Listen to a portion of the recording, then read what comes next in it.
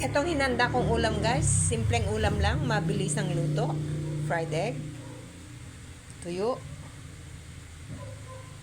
hotdog, naghiwa rin ako ng kamatis, at saka yung may dalawa akong pernito, pang-agahan.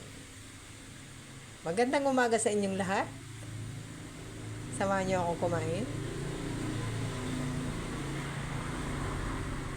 Saka ako magtitimpla ng coffee. Yan ang katambal ng aking ulam ngayon guys. Simpleng ulam lang. Mabilisan ng luto ito. Kasi nagugutom na ako. Kain tayo. Magandang araw sa inyong lahat. Hanggang sa muli.